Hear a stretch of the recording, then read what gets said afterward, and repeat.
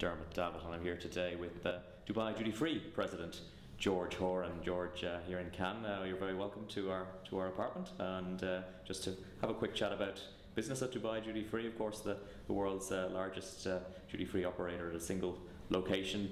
Big year, of course, last year, 30th anniversary. Now into 2014, just give us an update on how the business has gone so far this year and some of the highlights and where you're heading in terms of the year again. We've been very successful last year, really. After our 30th anniversary, we were talking maybe on a downer, but things just got even better. We had some difficulties with the resurfacing of the runways at Dubai Airport over 80 days, when passenger numbers dropped fairly dramatically. Yes. But at the end of it all, we estimate to have revenue this year of $1.9 billion US, which for us is just wonderful, you know. Yeah, and another record, of course. Yes, another record, and we are now recognised as being the biggest single operator globally, which is wonderful as well. And of course, these are great achievements to make, but they just cause their own challenges at the end of the day. We'll try and keep moving forward, and we're projecting about a 12 or 15% growth next year in sales, which again means we have to turn over about 20 million dirhams a day next year, each day. We have the opening of Concourse D, which will take place at the end of the first quarter of next year. And Concourse D will replace Concourse C, which ultimately will go to Emirates Airlines, yes, with all other airlines using Concourse D. And we have a very ambitious program for Concourse D, which is almost complete now. We have 6,800 square meters of space there, and liquor and cigarettes, but perfume and cosmetics are our biggest single category, and we have assigned 1,300 square meters of the 6,800 to perfume and cosmetics alone. 1,000 square meters to liquor and cigarettes. We're having a fashion offer there. As you know, we have a new fashion offer in Concourse A, where we have Hermes, Chanel, Gucci and Ferragamo positioned in a very strategic place. Right. So we're trying to not expand that offer, but have a similar offer of lesser known brands, perhaps, dare I say. So we're excited about it. The look of the shop will be, I think, ultra modern. We're still allowing the vendor to fit out the shop with their thinking and their design. So I think we're going in the right direction for sure. How's Concourse A performed? Obviously you had quite a different, it's a very different look to the previous concourses that were there in Dubai. Yeah, Concourse A for us was the masterpiece really of the operation at Dubai Airport. Yeah.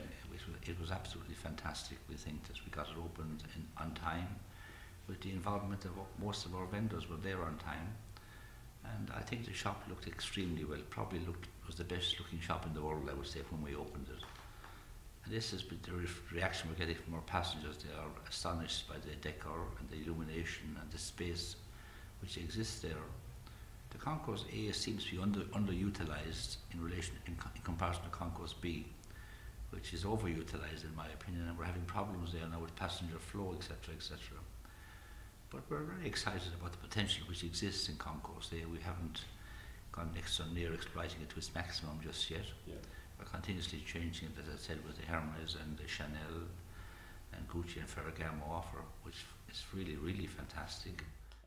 Yeah, looking a bit further ahead, and you've already opened a store there, is Al Maktoum International Dubai World Central, and that for the whole Emirate, of course, is a very exciting prospect in terms of aviation. What's Dubai Duty Free's proposition going to be like over time there?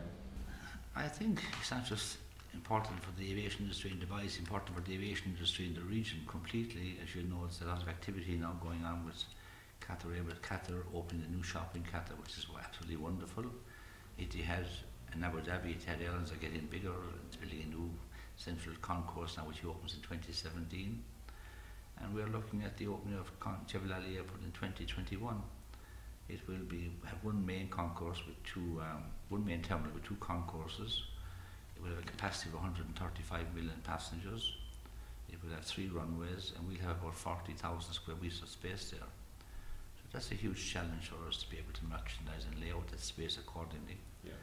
But we're quite confident with our team and with our designers we will get it fairly right. Dubai Airport by 2020 will at least be 100 million passengers going through, and maybe 130 million.